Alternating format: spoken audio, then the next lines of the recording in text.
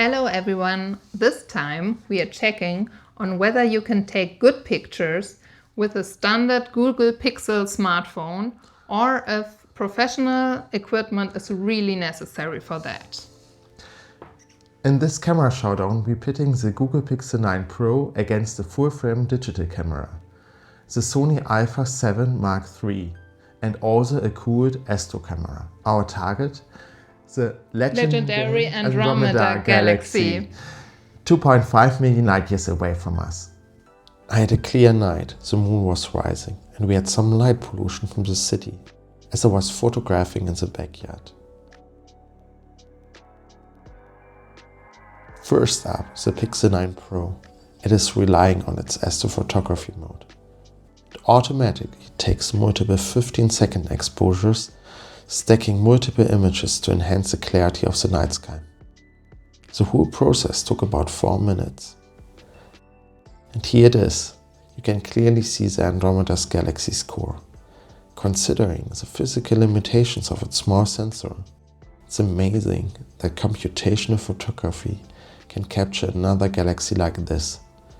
If you look closely, you can even faintly see a second galaxy, Messier 33, the Triangulum Galaxy. Even with a big telescope, this galaxy is difficult to spot. Next, the Sony Alpha 7 Mark III, equipped with this massive full-frame sensor.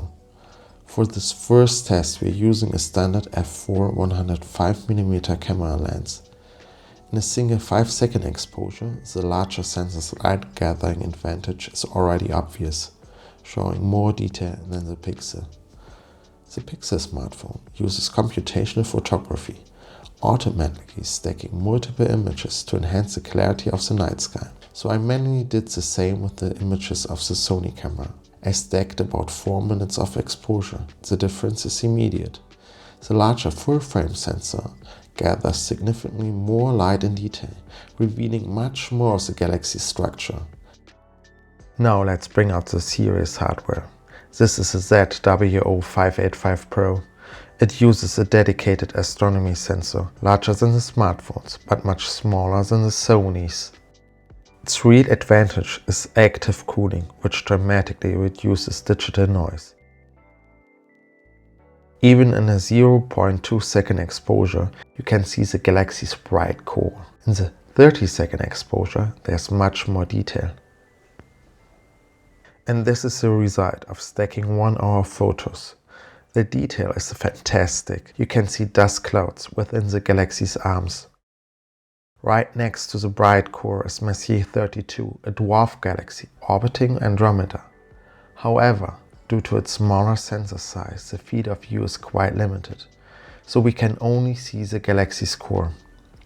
The Sony camera, however, doesn't have this problem. So for the main event, the Sony Alpha 7 Mark III on the 600mm telescope, we imaged for 1.5 hours the Andromeda Galaxy. We used also stacking software to get a better picture.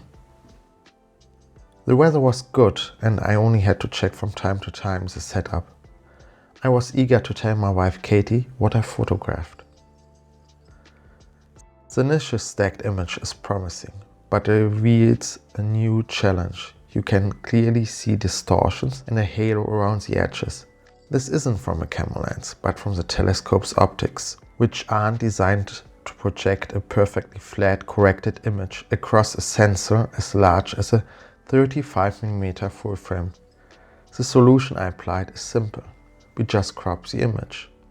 By cropping away the distorted edges to an area equivalent to an APS-C sensor, the result is absolutely breathtaking.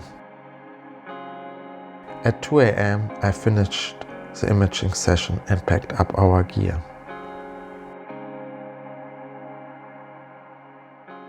The Google Pixel 9 Pro is a good example of a computational photography, but for those truly detailed views of the cosmos, nothing beats the combination of a larger sensor, quality optics, and dedicated equipment.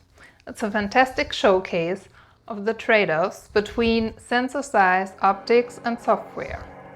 Thanks so much for watching and don't forget to like and subscribe. Clear skies, everyone. Clear skies!